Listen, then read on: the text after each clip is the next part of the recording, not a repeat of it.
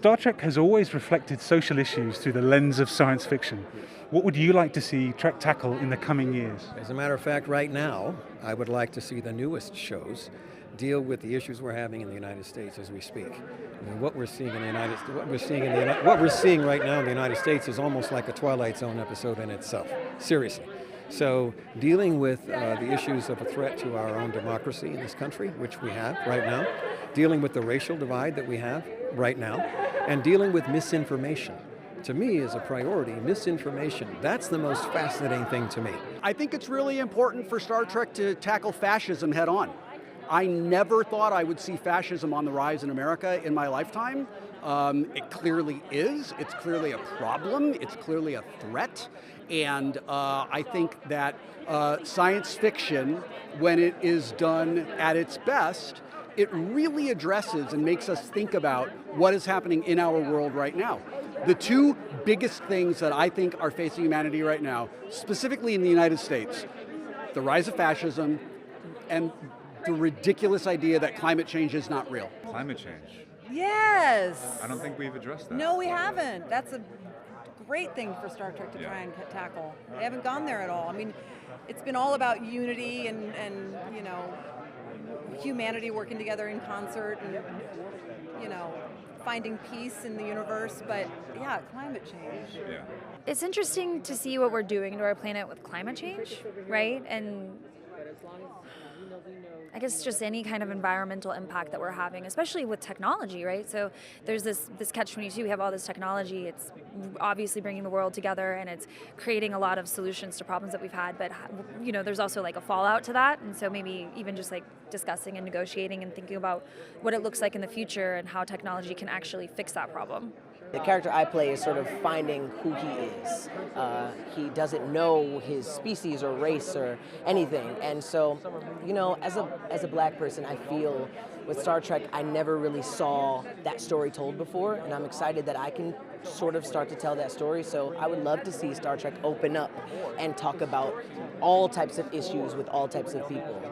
Well, it's a continuation of what they've always been doing, which is about inclusion, diversity, optimism. I think, empathy, all of those things that I think, we have a show that is aimed at kids or look at the world of Trek from a kid's perspective.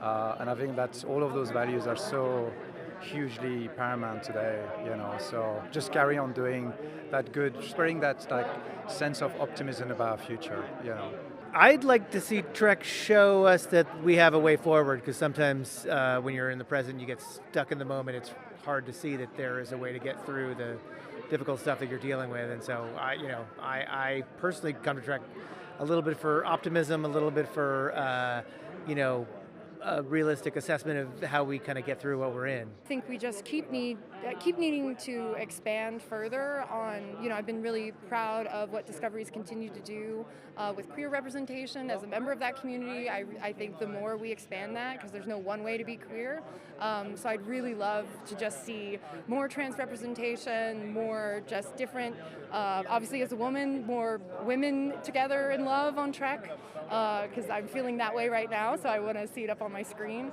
And I really do believe that representation creates actualization, which is something that Sonequa said a lot on panels.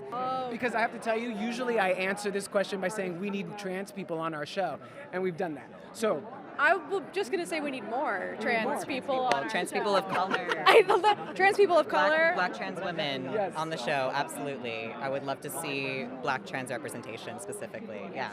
Because there's a huge, there's a beautiful thing with our show that there are two trans characters. There's usually only one trans character and everyone feels like that's enough. There's two, that's great. It also shouldn't be a point of pride of we have two. It should be okay, well, more then. It should not just stop there. There's not a lack of trans actors in any way, shape, or form. So it's not like it's not thousands possible. of us, yeah. Do you see why they're my children?